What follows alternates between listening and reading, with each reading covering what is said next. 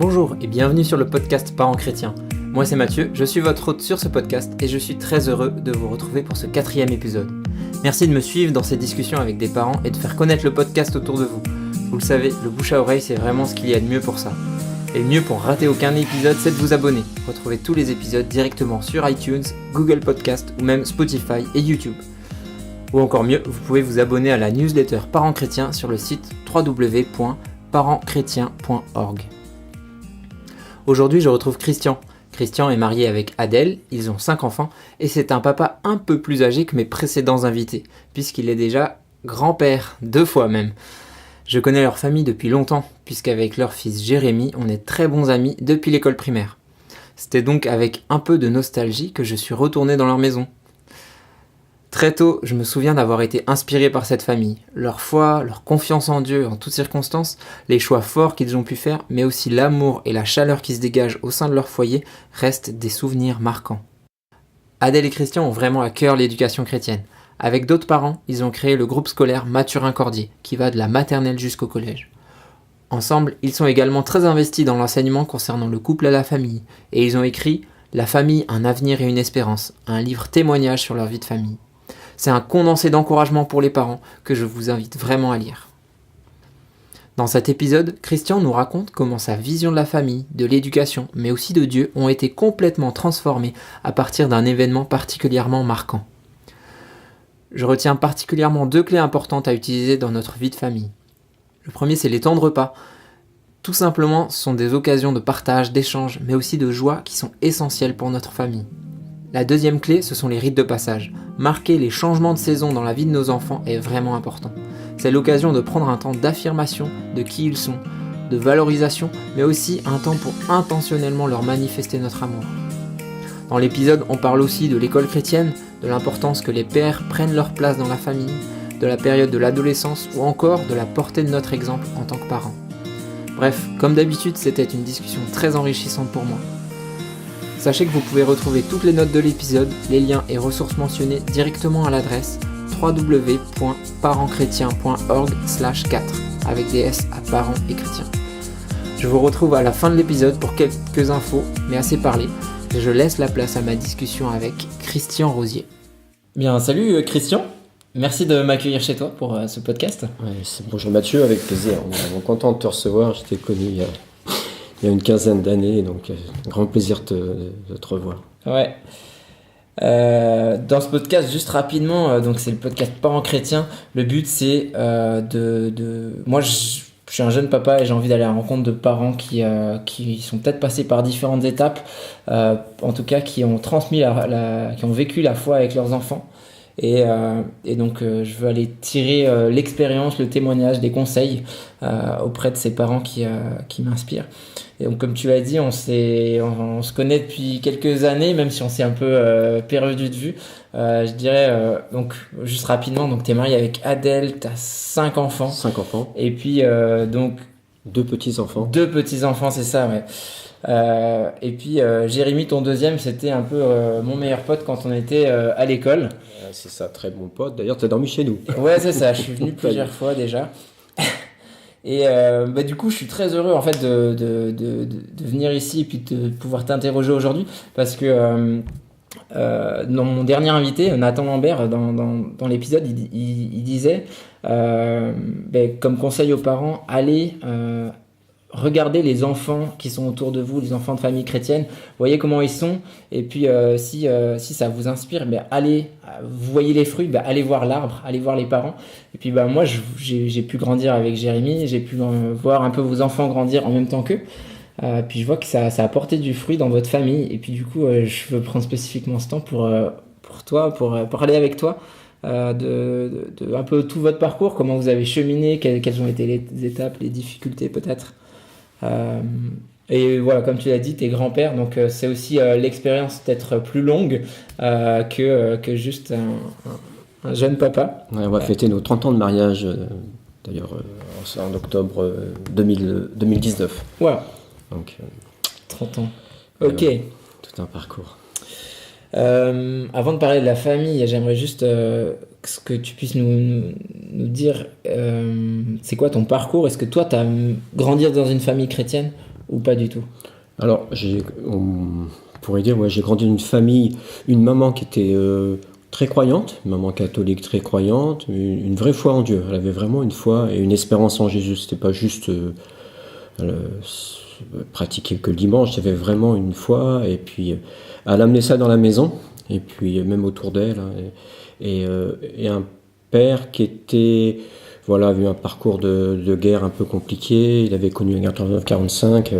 Donc il y avait des domaines dans sa vie, c'est un peu compliqué par rapport à la foi, quoi. Je pense que la guerre l'avait vraiment, avait cassé quelque chose en lui, quoi, par rapport à Dieu. Mais il avait cette petite fibre, quoi. On pouvait parler de la foi, en tout cas à la maison, mais voilà, je n'étais pas spécialement chrétienne, on va dire, pas spécialement chrétienne, mais un arrière-plan catho. Et du coup, à quel âge toi t'as rencontré Jésus? Alors moi j'ai rencontré Jésus, en fait, en fait, j'ai eu un accident de voiture à l'âge de 20 ans. J'étais à l'époque à l'armée, j'ai eu un accident de voiture avec, on partait en boîte et sur le retour j'étais au volant et on a failli se tuer sur la route, quoi. Et ça a été le premier choc, dans ma vie. Et à partir de ce moment-là, j'avais une vingtaine d'années, j'ai commencé à me poser des questions sur le sens de la vie sur Terre et puis vraiment me poser des questions. J'ai fait comme une dépression, on va dire, hein. Pendant quelques mois, j'étais vraiment, ça m'avait vraiment plus que perturbé. Qu'est-ce qu'on fait sur Terre? C'est quoi le sens de la vie sur Terre? Donc j'ai commencé vraiment, je suis parti à l'armée, et puis au retour de l'armée, j'avais toujours cette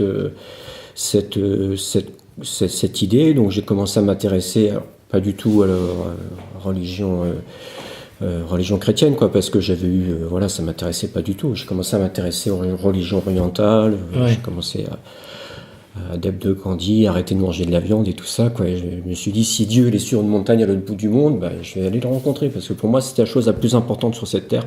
Pourquoi on est ici et qu'est-ce qu'on fait? Donc ça a duré, ce cheminement a duré quelques années, jusqu'au jour où une de mes sœurs m'a invité à une soirée d'évangélisation, un témoignage d'un prêtre d'ailleurs, et puis j'ai été retourné, vraiment retourné. Et puis j'ai donné mon cœur à Jésus dans les semaines qui ont suivi, quoi. Donc, Ok, donc c'était en tant que jeune adulte en fait que tu as complètement, tout à vraiment fait fait cette démarche de foi. complètement en tant que jeune adulte. Puis après j'ai cheminé, on a cheminé dans les églises évangéliques, dans les hommes d'affaires du plein évangile, on a fait vraiment une rencontre radicale avec Jésus, quoi. Ok. Du coup, tu parlais de ta maman qui avait tu constatais qu'il y avait une vraie foi sincère. Avec Adèle, à quel moment vous avez, puisque tu as connu ça en partie en tant qu'enfant, mais toi, en tant que couple, en tant que famille, à quel moment vous avez eu un peu ce déclic où vous avez compris l'importance de transmettre la foi à vos enfants? Est-ce que vous aviez des modèles autour de vous? Est-ce que c'était... Alors, juste, je vais parler un peu pour ma femme, mais une prochaine fois, ça sera elle. En fait, elle a commencé, de son côté, Adèle avait un parcours particulier, pas forcément chrétien, quoi, mais il y avait, pareil, un sens de la vie, de la famille, qui l'avait quand même marqué, malgré une situation de couple avec ses parents un peu compliquée. Elle a commencé à cheminer, on faisait des soirées témoignages, des soirées partage, quoi, commençait à cheminer de son côté. Mais ça, c'était bien après l'armée, quoi, quand j'étais revenu. Et quand on s'est mis juste avant qu'on se mette ensemble tous les deux, je lui avais dit, tu sais, Adèle, je t'aime beaucoup, mais il y aura toujours une personne qui sera plus importante que toi dans ma vie. Et je lui ai parlé de Jésus, elle savait que j'étais chrétien, quoi, et puis elle a compris que pour moi, c'était ma relation avec Jésus qui était vraiment la plus importante. Et puis, comme de son côté, elle cheminait de plus en plus, elle a accepté, quoi. Mais voilà, on a vraiment fait... on s'est engagé sur le peu de la foi chrétienne qu'on connaissait de l'époque, mais on s'est engagé sur cette base-là, quoi. Mhm. Ok. Et du coup, vous avez eu des enfants assez rapidement, en tout cas les deux premiers. C'est ça, on a eu Blandine assez rapidement, hein, d'ailleurs avant le mariage, quoi. La fougue de l'amour des jeunes, voilà, on avait puis pas beaucoup d'enseignements aussi, quoi, sur on a transmis autre chose avec nos enfants, on n'a pas été un bon exemple. Et donc on a eu Blandine assez rapidement, tout de suite pratiquement, et puis on s'est mariés, et puis après on a eu Jérémy, et puis après la famille s'est agrandie, quoi, on a eu jusqu'à 5 enfants, quoi. Et du coup, comment, pour toi, ça veut dire quoi vivre la foi en famille avec tes enfants? Est-ce que dès jeunes, vous avez réalisé cette importance-là ou c'est venu plus tard? Est-ce qu'il y a eu un Alors, déclic? ouais, je crois qu'il y a eu vraiment un déclic euh, de mon côté. Il y avait vraiment une soif. Et puis Adèle aussi, elle grandissait de plus en plus dans la foi, son témoignage, quoi. Et tous les deux, rapidement, on a vraiment compris qu'on voulait bâtir notre vie avec Dieu. Bien sûr, on a cheminé dans notre foi, mais il y avait vraiment cette soif. Et je me rappelle de notre mariage, on s'était vraiment engagé. C'était un mariage vraiment plein d'espérance et on voulait vraiment bâtir une famille chrétienne, quoi, avec toute la conception qu'on avait encore, mais on avait cette soif en tous les cas de bâtir avec Dieu, quoi. Ok. Euh, vous avez, avec Adèle, vous avez écrit un livre il n'y a pas très longtemps, hein, ça fait moins de 2 ans. C'est ça, il y a 3 ans. En Ouais, fait, 3 ans, ouais. Ça s'appelle La famille, un avenir et une espérance. Je l'avais lu quand il était sorti, et puis je l'ai relu là, juste en préparant l'interview. Ça se lit très rapidement, c'est 10 chapitres, mais c'est vraiment un super témoignage. Donc c'est le témoignage de votre famille, une famille ordinaire, mais qui place toute sa confiance en Dieu et qui marche avec lui. Puis dans ce livre, vous partagez votre cheminement en tant que couple, en tant que famille. Vous donnez pas vous donnez pas de recette, mais vraiment juste votre témoignage et puis plein d'encouragements pour les parents. Donc c'est vraiment top. Du coup, je veux un peu creuser et puis savoir. Moi ça m'a parlé pour ma propre vie de couple et de famille. Et je veux creuser un peu avec toi. On va pas refaire tout le livre, hein, je vous encourage à le lire, hein, les auditeurs, ce livre. Mais ouais. Juste rapidement, pour vous, vivre la foi en famille, comment concrètement ça se manifestait dans votre foyer? Alors ça se manifestait, en fait, on a eu plusieurs couleurs, enfin si je pourrais dire plusieurs couleurs, plusieurs saisons dans notre vie, hein. C'est arrivé qu'on pratique, enfin, qu'on n'avait pas une vie forcément de prière tous les jours avec les enfants. Mais on a vraiment été interpellés, Adèle et moi, et c'est tout un cheminement, et c'est pour ça on parle de notre livre, et on commence dans notre livre, au premier chapitre, on commence par un fait, on a vécu un incident domestique, avec notre fille aînée qui est sortie en feu de la maison. Merci Seigneur, elle est pas morte, c'est une belle femme maintenant, elle est mariée. Et si elle entend le petit podcast, je lui fais un petit coucou. Mais on a été vraiment, dans notre foi, on était vraiment scotchés. Donc notre fille est sortie en feu de la maison à l'âge de 6 ans. Et ça a été vraiment transformation. On avait, bien avant cet accident, on avait cette soif vraiment de vivre Dieu en famille. Mais ça nous a propulsés. Ça nous a démultipliés. C'est comme si le diable avait essayé de voler notre fille. Et puis on s'est dit, wow, la chose la plus précieuse sur Terre, en fait. Tout de suite, on a compris que c'était... Bien sûr, il y a plein de choses sur Terre qui sont passionnantes. Plein d'aventures humaines qui sont merveilleuses. Mais on a compris avec mon épouse que la chose la plus importante et la plus belle, la plus belle aventure, c'est l'histoire de notre couple d'abord et de notre famille. Donc on est parti vraiment sur cette base-là. Et l'accident de notre fille nous a propulsé vraiment... nous a mis vraiment une hargne, enfin une volonté vraiment de vivre Dieu en famille. C'était vraiment ça, quoi. Ok. C'était un peu l'élément déclencheur. On saisit bien, juste en relisant ce chapitre il y a quelques jours. Moi, peut-être parce que je connais un petit peu Blandine et je l'ai côtoyée en tant qu'enfant, alors pas exactement à cette période-là, mais peu de temps après.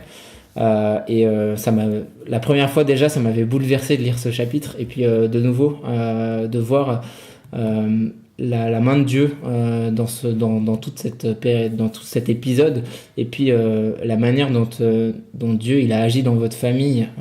Moi, c'est quelque chose qui me parle vraiment, et c'est la manière dont un accident qui peut être dramatique, qui peut être tragique, comment Dieu fait ressortir le bien, le bon, et transforme ça en positif. Et donc, Et donc c'est un peu votre point de départ pour votre livre, mais pour votre famille aussi. Est-ce que concrètement, il y a des choses que vous faisiez ou vous faites encore en tant que famille, vous aimez bien faire, vous dites ça, c'est un temps qu'on... Ouais, il y a beaucoup de choses qu'on aime bien faire en famille, mais ce qu'on s'est rendu compte, un endroit privilégié qu'on aime en famille, c'est la table. On s'est rendu compte que le moment du repas, mais là c'est avec les années d'expérience, c'est vrai que des fois on est en prière, ça c'est vraiment chouette, on est en louange aussi. Puis des fois il y a des semaines, on est pris par le rythme de la vie, on n'a pas le temps. On n'est pas des parents parfaits, on est toujours, même là encore aujourd'hui, on est encore à apprendre, on a plein de choses à apprendre, on est juste au début du rêve de Dieu pour la famille, quoi. Et dans notre cheminement, c'est qu'on s'est rendu compte, et on en parle souvent quand on intervient aussi pour faire des conférences, et on parle de ça souvent, la table est un endroit vraiment particulier. On s'est rendu compte que dans beaucoup de familles, c'est un endroit qu'il faut reconquérir. La table, le moment de passer à table, bien sûr, il y a des moments où on n'a pas le temps de prendre le temps, mais nous, dans notre maison, la table est vraiment un espace important. Une fois ou deux dans la semaine, on passe vraiment un temps à partager. Et on a vécu des temps bibliques comme ça, tout simplement, partager sur la foi, partager aussi sur la vie de tous les jours, sur le parcours de chacun, ce qui s'est bien passé dans la semaine ou moins bien. Mais la table a été vraiment le partager autour de la table. On s'est rendu compte, et aussi on s'est rendu compte que dans la tradition juive, et je voudrais juste ouvrir une porte, c'est que dans la tradition juive, il y a plein de choses qui se passent autour de la table. Et le fait de manger ensemble, d'ailleurs Jésus, voilà, juste avant de mourir à la croix, il a mangé le dernier repas avec ses disciples. Il y a plein de choses qu'on a redécouvert dans la Bible par rapport à ça. Donc la table, pour nous, était vraiment un moment important. Il n'y a pas d'ordinateur, il n'y a pas de téléphone. Ouais. Il n'y a pas de... Voilà, on profite, on savoure ce qu'on mange et on discute. Donc, régulièrement, chaque semaine, voilà, il y a un temps comme ça, quoi. Du coup, aujourd'hui, vous avez des grands-enfants qui sont partis de la maison. J'imagine que donc, vous continuez ça avec les trois qui sont à la maison. Mais c'est encore plus riche quand toute la famille est réunie. Ça se passe comment un petit peu, voilà, si on prend la vie du grand-père avec les pièces rapportées à la famille ou... Est-ce que c'est quelque chose que vous vivez quand vous continuez à vivre ou est-ce que c'est ça, tout à fait. Nous, le repas chez les Rosiers, c'est un moment important, quoi. Quand vous venez manger chez nous, on ne pourra pas inviter tout le monde, mais voilà, pour nous, c'est un moment important. Et après, c'est sûr, quand il y a des petits-enfants, quand on adapte, bien entendu, mais voilà, on arrive toujours à trouver quelque chose. Et puis c'est toujours un moment important, quoi. On s'est vraiment rendu compte dans notre parcours et puis aussi en partageant avec d'autres couples que c'était un espace à reconquérir. Ouais, ok, chouette. Dans ce livre, alors je voulais venir te rencontrer, t'interviewer parce que il y a plein de choses qui m'inspirent dans votre parcours, notamment votre cheminement vis-à-vis de l'éducation et de l'école chrétienne. Et il y a un chapitre qui traite de ça spécifiquement dans le livre. Et je dirais que tu avais un point de vue initialement sur l'école chrétienne qu'on entend un peu régulièrement. En tout cas, que moi qui ai grandi dans une école chrétienne, qui ai eu ma scolarité dans une école chrétienne, j'ai souvent entendu d'autres gens. Et donc j'ai juste cité un peu cette phrase, c'est « Nos enfants devraient être confrontés au monde dans les écoles laïques pour pouvoir être plus forts ». Donc ne pas être dans des écoles chrétiennes. Est-ce que tu peux juste expliquer, partager la manière dont tu as changé d'avis, quel a été ton cheminement là-dessus? Ah oui, complètement. J'ai radicalement changé de façon de penser. En fait, effectivement, quand ma femme qui était vraiment touchée par l'éducation chrétienne, c'était au tout début, vraiment au tout début. Je crois que Blandine avait 5 ans, donc c'était il y a 25 ans. On n'en parlait presque pas en France. Et ma femme, elle a été vraiment touchée. Elle voulait être enseignante. Et puis quand elle a entendu parler, je crois que c'est Luc Bussière, donc l'apôtre au niveau des écoles chrétiennes en France. Elle a entendu un message de Luc. Elle a été retournée. Elle s'est dit waouh, mais c'est ce que je veux. Et puis donc quelques semaines après, elle a pu se faire embaucher à l'école de la Source. Et puis elle voulait aussi prolonger avec nos enfants et puis qu'elle puisse partir, qu'elle puisse profiter. Même c'était pas à côté de chez nous, c'était 30-35 km quoi. Et moi je n'étais pas franchement enthousiaste. Je lui dis mais non ma chérie, écoute nos enfants ils sont à l'école à côté de chez nous.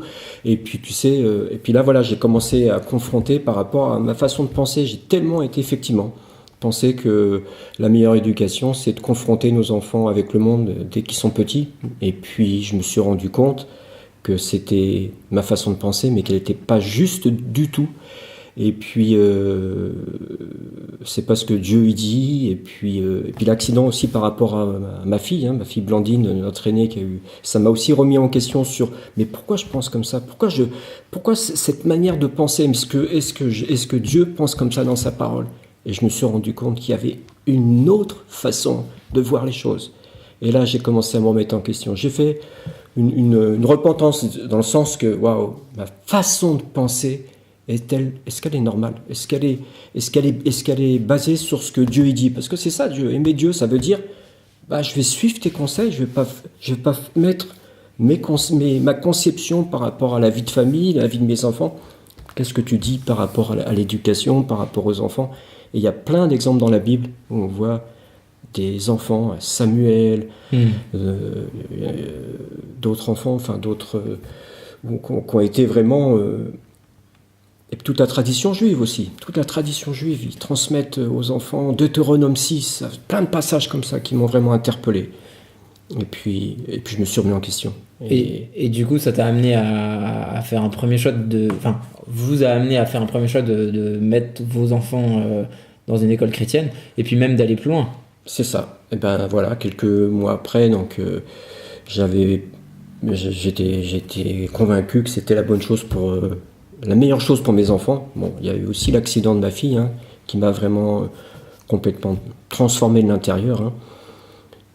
Et donc j'ai dit ok, avec ma femme, on est parti dans cette folle aventure de mettre nos enfants à 35 km de chez nous. Il y avait aussi nos amis qui étaient avec nous, Rémi et Emmanuel Bell qui étaient là, on s'organisait dans les transports. C'était une belle aventure, une grande aventure. Pas facile tous les jours, mais on était tellement convaincus de ce qu'on voyait avec nos enfants. On s'est dit waouh, c'était comment dirais-je, le complément, notre vision de la famille, mais c'était logique de pas seulement la famille, l'école, et puis l'église, qui est vraiment tout ce travail ensemble. Et puis on a vu nos enfants qui étaient épanouis, que ça se passait bien.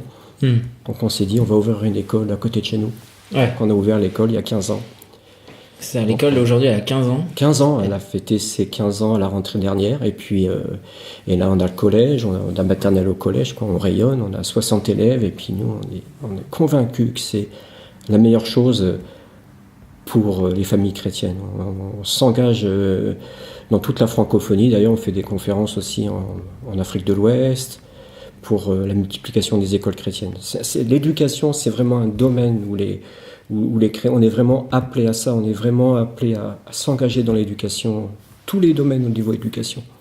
Et du coup, on entend, je partage un peu ton point de vue vraiment sur l'éducation chrétienne, sur l'école chrétienne, puisque moi j'ai pu bénéficier de ça encore une fois.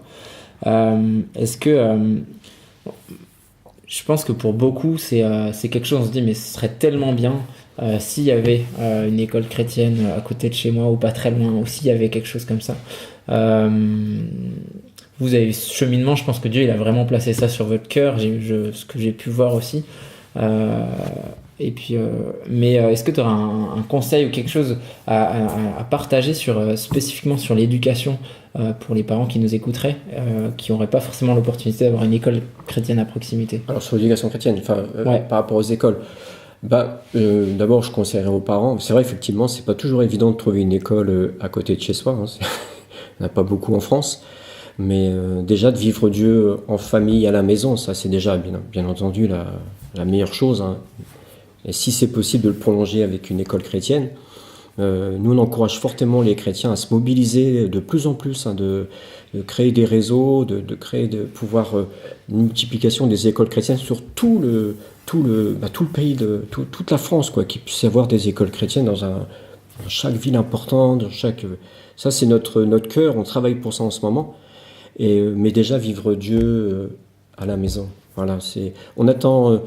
ça nous est arrivé de conseiller des couples, des familles, et on attend souvent que c'est les autres qui vont faire, mes enfants, ils vont à l'église le dimanche, ils vont apprendre les choses sur Dieu, ils vont aller à l'école, ils vont apprendre des choses sur Dieu, mais nous on s'est rendu compte que la première chose, la plus importante, c'est qu'est-ce qui se passe dans votre maison, qu'est-ce qui se passe chez vous, Et nous, c'est vrai qu'on a vraiment aligné ça en premier.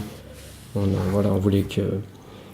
On a vraiment travaillé à ça, quoi, de pouvoir vivre Dieu en famille. Alors c'est un grand mot, vivre Dieu en famille. Pour nous, c'est pas un truc dans les nuages, c'est du concret, quoi. Donc, c'est du concret. Justement, en parlant de concret, je sais que tu portes un message particulier à destination des pères. Juste première question, c'est quoi pour toi ton rôle en tant que père? Waouh.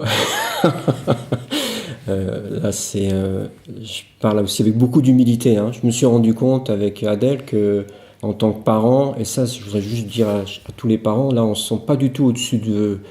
On n'est pas les parents parfaits. On n'a jamais été dans ce trip-là. On est tout le temps en train de se remettre en question. Là, on a 30 ans de mariage, des petits-enfants. Même aujourd'hui, on apprend encore. On est en train de changer, d'évoluer. Et on s'est rendu compte que parents, ça s'apprend. Et la deuxième chose, avec beaucoup d'humilité. On a fait des erreurs, on a rectifié, et puis on a demandé pardon à nos enfants. Voilà, ça, c'est la petite parenthèse que je voulais ouvrir. Mais être papa, aujourd'hui, qu'est-ce que je pourrais dire au père? Ben moi, il y a un passage dans la Bible pour moi qui me touche particulièrement, c'est Malachie. Je ramènerai le cœur des pères vers les fils, sinon je frapperai le pays d'interdit. Mais cette phrase-là, elle m'a retourné. J'ai dit, waouh, mais attends, c'est pas juste. Ça concerne pas juste les pères à la maison, ça concerne la nation entière.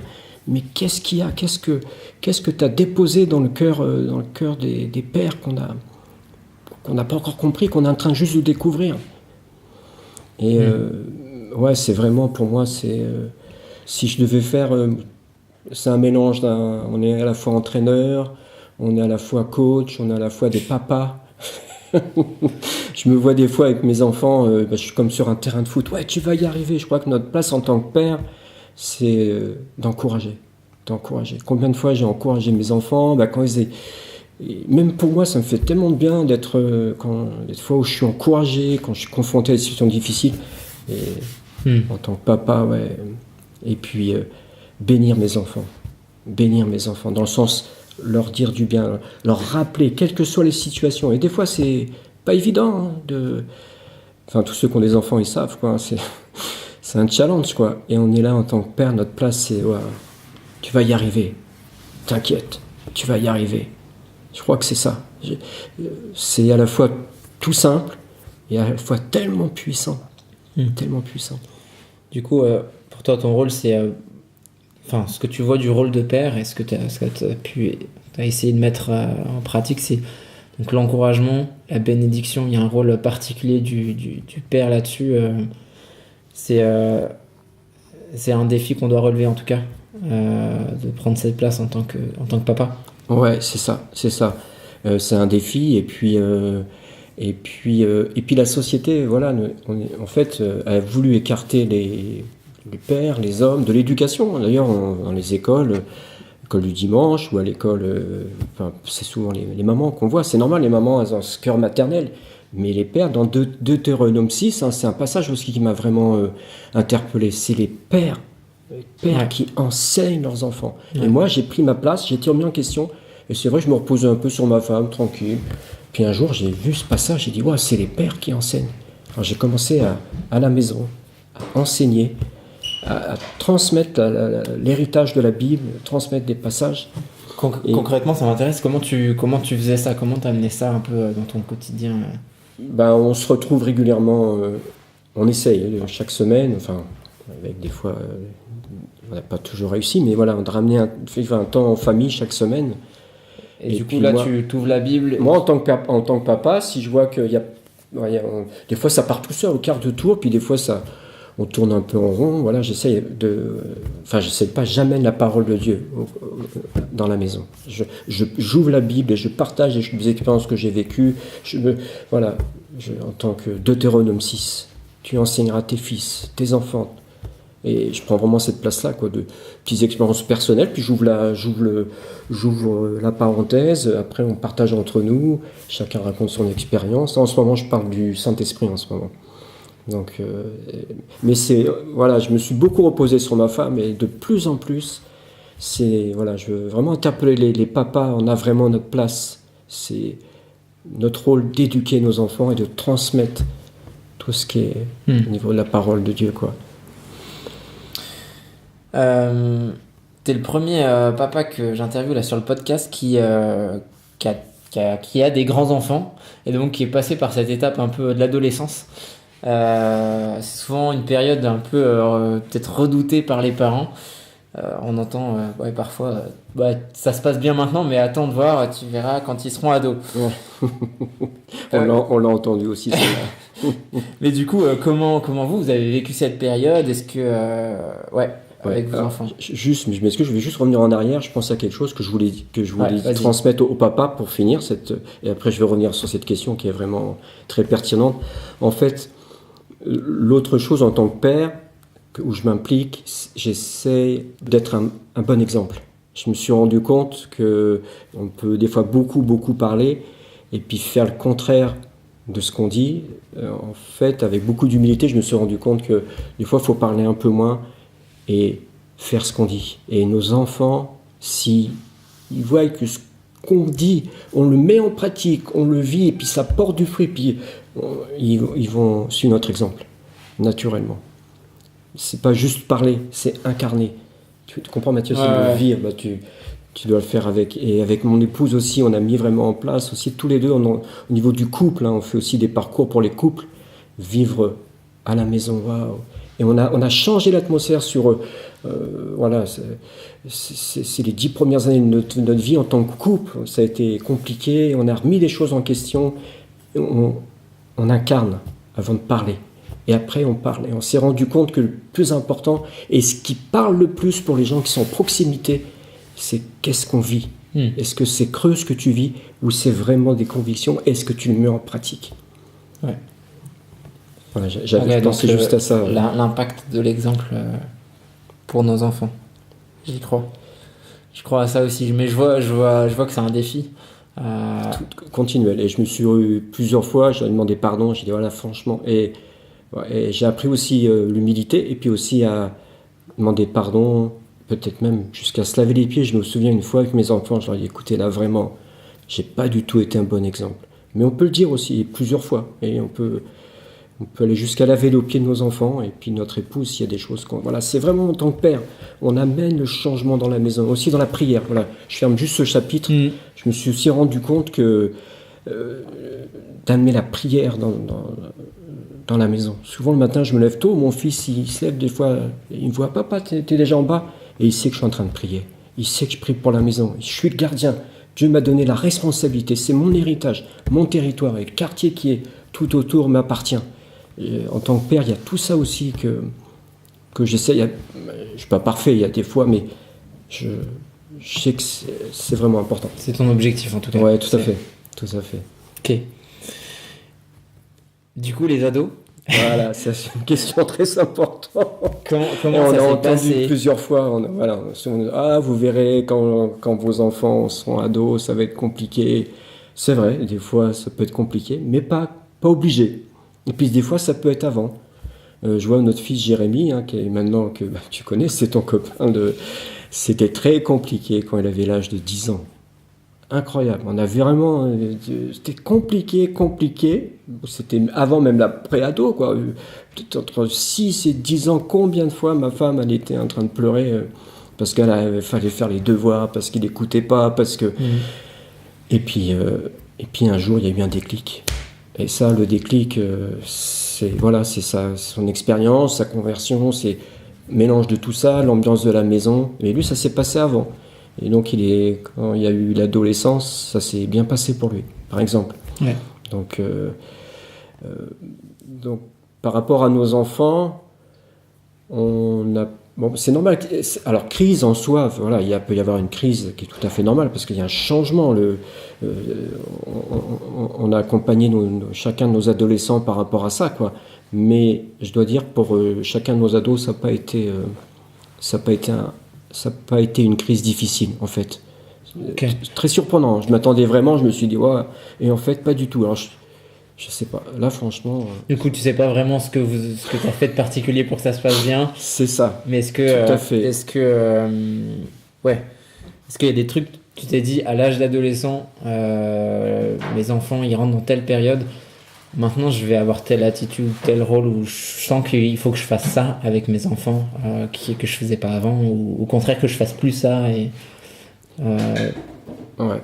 Ben, déjà, en tant que papa, puis aussi mon épouse, on a toujours gardé le contact avec eux. Peu importe les périodes de leur vie, on a toujours gardé le contact avec eux, contact relationnel, faire des sorties ensemble, on a toujours, voilà, ça c'est notre cœur, ça pour la famille et puis pour les familles en général, toujours garder le contact et puis faire des choses ensemble, des sorties.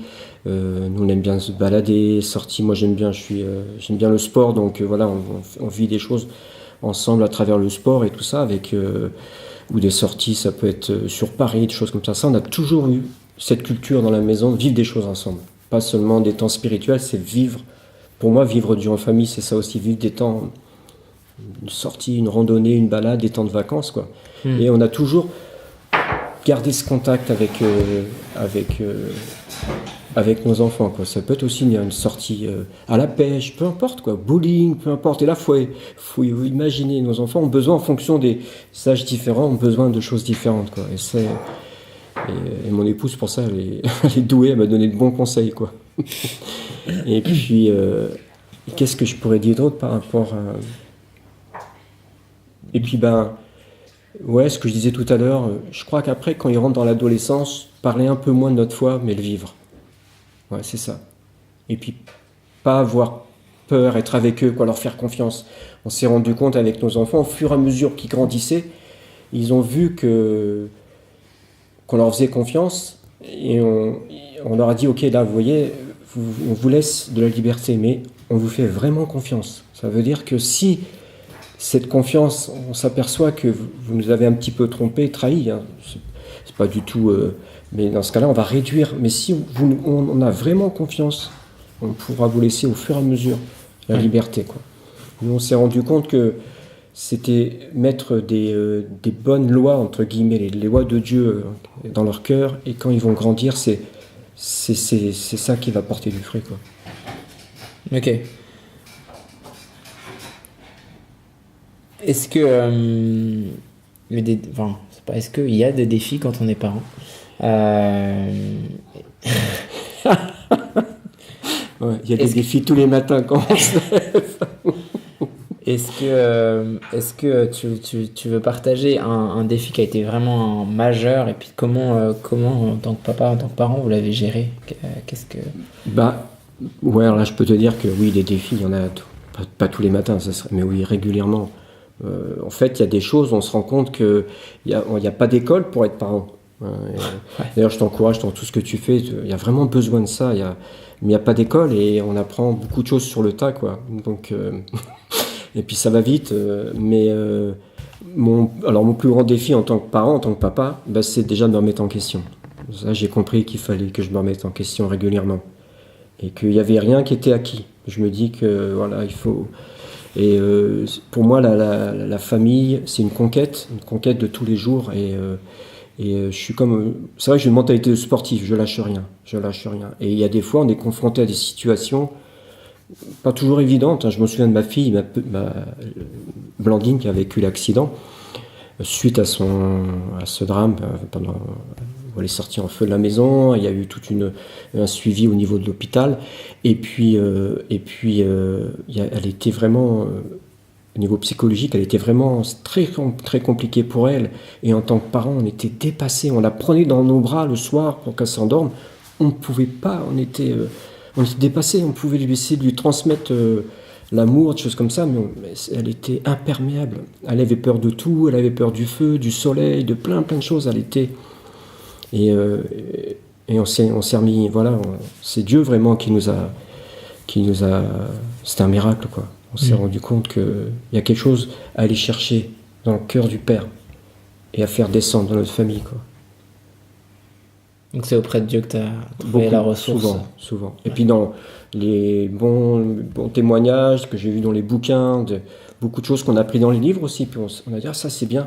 Par exemple, nos enfants, en tant que père aussi, j'ai voulu m'impliquer À chaque période de leur vie importante, je les emmène, c'est papa qui va manger avec eux. Tous les deux, on se fait une sortie, un bon restaurant, on passe une bonne soirée, toujours autour de la table d'ailleurs. Moi, j'aime bien manger aussi. Donc on passe un bon moment, on s'habille bien, et je fais ça quand c'est des passages importants, quand c'est par exemple passage en sixième, et ça c'est ma place de papa, je les emmène. Et puis ce moment-là, c'est vraiment un temps privilégié. Avec chacun de nos enfants, on a vécu ça. À partir du moment, par exemple, quand ils rentrent au lycée, je leur ai offert à chacun, ou à mes filles, et puis mes fils aussi. Je passe un temps avec eux, je les bénis, je prie pour eux, et on va manger au restaurant, et je leur offre une bague de pureté. Et je leur dis que la chose la plus précieuse sur cette terre, c'est qu'un jour, ils vont rencontrer leur mari ou leur femme. Et je les encourage. Et je vais pas être un bon exemple parce que avec mon épouse, on a eu Blandine avant, et puis on a eu des expériences. Je leur dis, gardez-vous pour votre époux, votre épouse. C'est la chose la plus précieuse que vous pouvez faire. Et à ce moment-là, c'est vraiment un moment important. Et il se passe quelque chose. Je sens vraiment que c'est quelque chose du ciel qu'on amène sur terre, quoi. Ça m'encourage ce que tu dis ça. Je pense vraiment que c'est un message important. J'imagine que tu as fait ça avec Blandine, tu as fait ça avec Jérémy. Les plus jeunes, ils ont dû savoir, se poser des questions. Comment ils l'ont vécu, de ton œil de parent, comment ils ont vécu ces moments-là? Est-ce que c'était attendu avec impatience ou c'est ce genre de rencontre-là Alors ils savent, c'est attendu parce que les frères aînés, comme ils ont beaucoup d'écart, le petit dernier il a 14 ans, ma grande elle a 29 ans, donc ils ont entendu, ils savent que c'est un moment important chez les Rosiers et qu'on transmet quelque chose, qu'il y a des passages c'est des passages importants, donc ils ont entendu, ils savent, ils attendent, ils savent que ça va être ils sont les témoignages des plus grands. Ouais, c'est vraiment un moment important. Par exemple, ma fille Blandine, quand il y a eu les fiançailles, elle m'a redonné sa bague de pureté que je lui avais offert quand elle avait l'âge de 16 ans. Elle me l'a redonné. Ça voulait dire elle avait catché quelque chose et puis c'était un moment qui était vraiment beau. On était en famille, quoi. Donc même les plus petits, Gaël, il a vu tout ça, et puis Priscille, Anaël, mes autres filles, elles ont compris, elles ont vu tout ça, quoi. Donc chouette témoignage de l'importance des rites. Ça, c'est vraiment quelque chose qu'on voit un peu dans la culture juive, mais qu'on n'a pas, j'ai envie de dire pas du tout, ou pas très peu dans notre culture française en tout cas. Et donc là, juste rapidement, tu disais 6e, entrée au lycée. C'est un peu les étapes scolaires. Oui, tout à fait, c'est ça. C'est les étapes scolaires, puis c'est aussi les étapes 11, 12 ans, 15, 16 ans, voilà, c'est des moments importants. Et puis, effectivement, on s'est rendu compte qu'il y a plein de choses dans la tradition juive, en fait. C'est normal, en fait. On a une histoire en tant que chrétien, et il y a beaucoup, beaucoup de choses dans la tradition juive. Ces passages de génération, puis de passages de saisons dans nos vies, que Dieu accompagnait tout ça. On a redécouvert ça dans la Bible. D'ailleurs, on aime bien visiter Israël. D'ailleurs, pour nos 30 ans de mariage, on va tous partir en famille en Israël. Il y a vraiment une culture. C'est pas plus une culture juive, il y a une culture, quelque chose qui vient du royaume de Dieu, qui est là pour nous impacter. C'est vrai qu'on s'est rendu compte que c'était très important, effectivement. Yes. Avant d'aborder mes 3 dernières petites questions, je sais que vous faites plein de choses au niveau des familles, des couples, toi tu as un appel spécifique au niveau des pères aussi. Je sais que vous avez un prochain événement avec les pères, justement. Est-ce que tu veux nous en parler, la vision, et puis ce que donc, vous faites par exemple, c'est le 3e week-end père-fils. En plus de l'école, on fait ça. Là, on a une association qui gère l'école, et puis l'association Vision Éducation Chrétienne, et on veut aussi impacter tout ce qui touche, pas seulement l'école, mais tout ce qui touche la famille, l'éducation.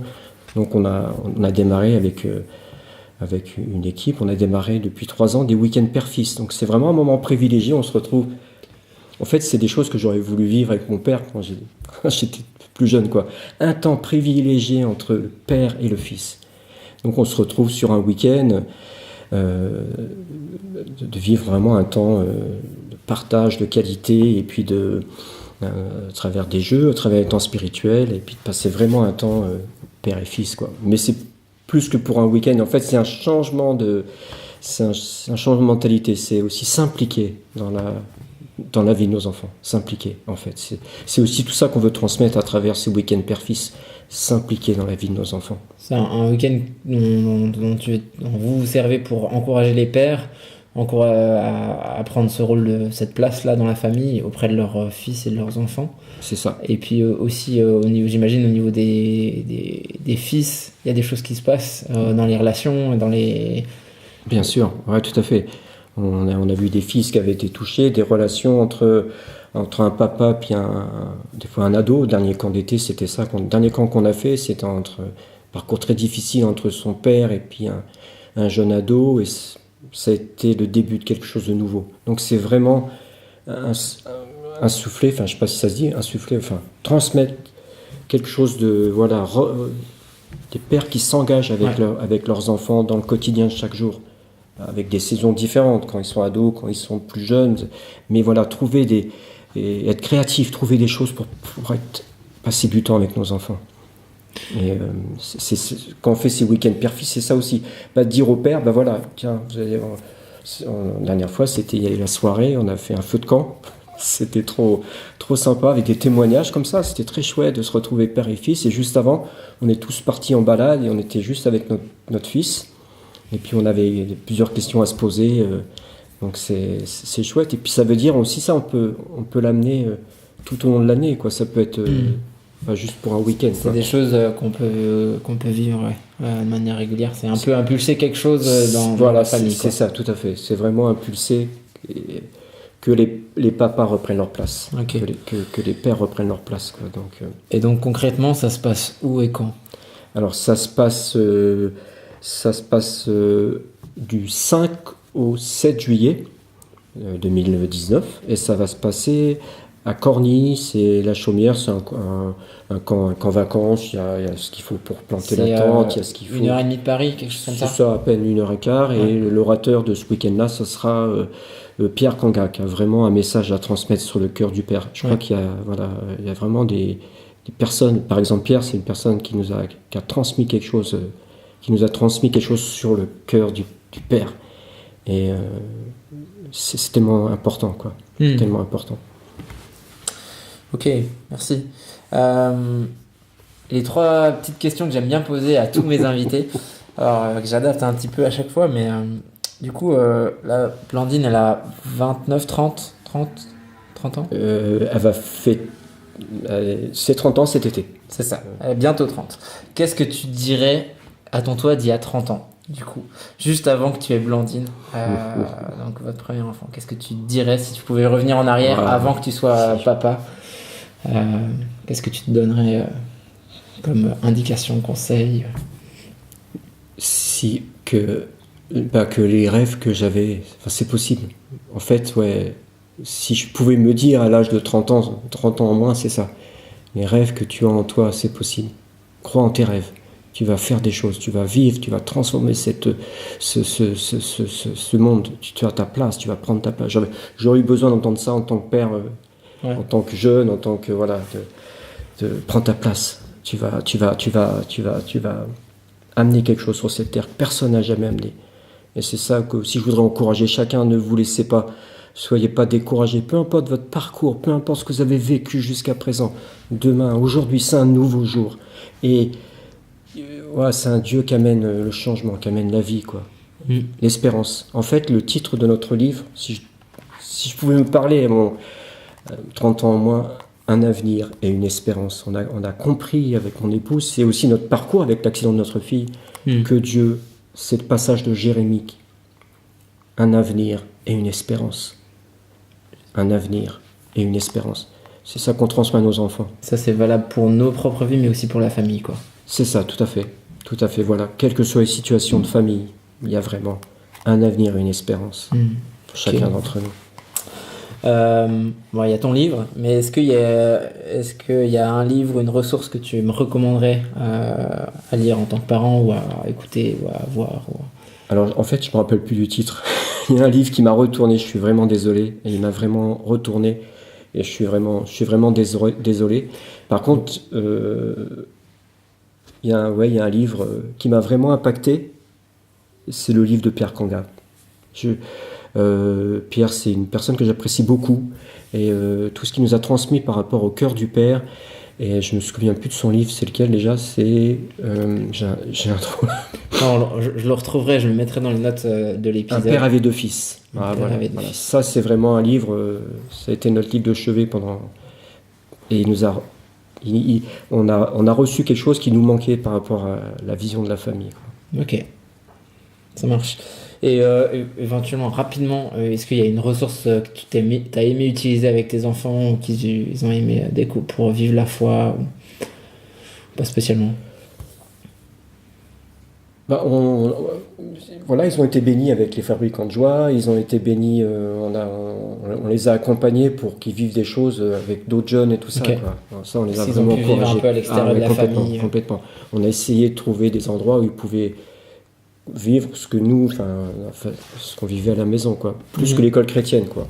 C'était important, quoi. En tant que ressource, on a vraiment apprécié. C'était une bénédiction. Et ma dernière question, pour les parents qui écoutent, est-ce que tu as un message ou un encouragement à donner? Un grand message. Tout est possible. Vraiment, je voudrais donner un message d'espérance à chacun, aux mamans, aux papas, peu importe, peut-être des mamans qui sont toutes seules ou des papas qui galèrent. Je veux vraiment transmettre un message d'espérance, un message que tout est possible avec Dieu. Il n'y a vraiment aucune situation. On l'a vécu avec notre fille. Si vous lisez notre livre, je dis en quelques mots, mais on a vécu un miracle avec notre fille. Et il n'y a aucune situation impossible. Même si vous avez un fils en prison, peut-être une situation de divorce, tout est possible. Et c'est le Dieu du couple et de la famille. Et Jésus, il est venu vraiment transmettre ça. Il est venu transmettre le message de son Père, que tout est possible. Super. Merci beaucoup, Christian, pour tout ce temps et tout ce que tu as pu partager. Merci Mathieu, de tout ce que tu fais. J'apprécie beaucoup ton travail et ce podcast qui va impacter des gens. Si vous êtes encore là pour écouter ce message, j'imagine que c'est parce que l'épisode vous a plu. En tout cas, merci de votre écoute. Pour rappel, vous pouvez retrouver toutes les notes de l'épisode, les livres et ressources dont Christian a parlé directement sur le site www.parentschrétiens.org/4. Donc si vous souhaitez des infos sur le week-end Père-Fils, sur l'école chrétienne Mathurin-Cordier, ou encore si vous voulez vous procurer le livre qu'ils ont écrit, tous les liens sont sur la page de l'épisode. Je redonne l'adresse www.parentschrétiens.org/4. N'hésitez d'ailleurs pas à me faire vos retours, remarques et commentaires sur le podcast directement sur cette page ou bien sur les réseaux sociaux. Vos avis sont précieux pour moi. Une dernière chose pour terminer. Si vous avez écouté l'épisode numéro 3 avec Nathan Lambert, vous êtes déjà au courant, mais sinon, j'aimerais vous parler rapidement d'un événement qui devrait vous intéresser. La conférence D6 sur la famille. Christian a justement parlé de l'impact du passage de Deutéronome 6 dans sa compréhension de son rôle de père. La conférence D6, c'est ça. 2 jours pour encourager les parents et les églises dans leur rôle de transmission de la foi aux enfants. Je vous invite vraiment à participer à cette rencontre. Personnellement, j'y serai. Ça aura lieu les 31 mai et 1er juin à Ponto-Combo, près de Paris. Un programme est prévu pour les enfants et il y aura aussi des temps pour vivre des choses et apprendre en famille. A noter que l'inscription pour les 2 jours de la conférence est seulement de 10 € par famille. Bref, si ça vous intéresse, retrouvez toutes les infos sur le site www.conférenced6.fr. J'en ai terminé avec mes annonces. Merci beaucoup de m'avoir écouté jusqu'ici. Je vous dis à dans 2 semaines pour le prochain épisode.